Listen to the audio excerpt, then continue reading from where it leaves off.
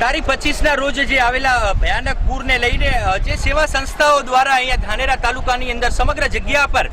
જેઓ સેવા કરવાનો મોકો મળી રહ્યો છે, લોકોના ઘર ઘર સુધી પહોંચી અને તેઓ લોકો સેવા સંસ્થાઓ દ્વારા સેવા કરી રહેવાનો મોકો લઈ રહ્યા છે, ત્યારે અમદાવાદ હોય, બોમ્બે હોય કે વડોદરા હોય, આવા અનેક જગ્યા પરથી લોકો મોટી માત્રાની અંદર પોતાની ગાડીઓ ભરી ભરીને લોકોની સેવા કરવાનો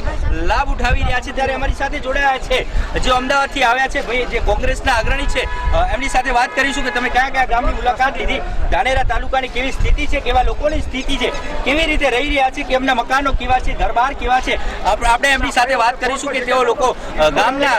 અલગ અલગ ગામની અંદર ફરી અને લોકોને સેવા કરવાનો મોકો લીધો છે। શું કહેશો તમે, કયા કયા ગામની અંદર ફરવાનો મોકો મળ્યો છે? છેલ્લા 5 દિવસથી યુવક કોંગ્રેસની ટીમ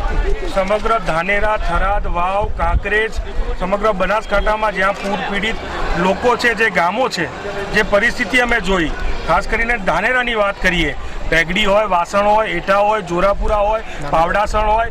અને નાનુડા હોય, મોટા પ્રમાણમાં ગામોમાં ખેતરની જગ્યાએ ખેતરમાંથી નદી વહી ગઈ છે,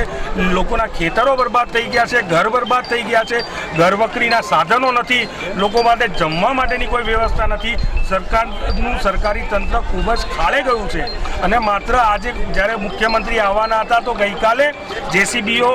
લગાડીને ક્લીન કર્યું, તો આ ધાનેરા નગરને 3 દિવસ પહેલાં પણ આ સફાઈ અભિયાન દ્વારા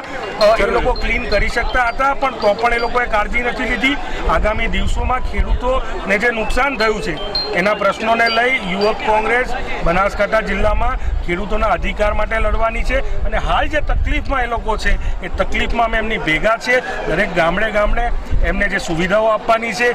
ઘરવખરીનો સામાન હોય કે પછી ધાબળા છે કે પછી મેણિયા છે, દરેક જાતની વ્યવસ્થા અમે કરીએ છીએ। આગામી દિવસોમાં અમે મેડિકલ કેમ્પ લગાડવાના છે। રોજ રોગચાળો ફાટી નીકળે એવી પરિસ્થિતિ છે, ગંદકી છે, જેટલો ધાનેરા નગરપાલિકામાં જેટલો કચરો હતો એ બહાર આવીને એમણે ડમ્પ કરી દીધો છે। રોગચાળો ના ફાટી નીકળે એટલા માટે તકેદારીના પગલાં લેવા માટે દવાનો છંટકાવ કરવો જોઈએ। કદાચ સરકાર નહીં કરે તો યુવક કોંગ્રેસ પોતાની ટીમ જોડે દવાઓનો છંટકાવ કરશે, મેડિકલ કેમ્પ કરશે અને ધાનેરા અને બનાસકાંઠાની પ્રજા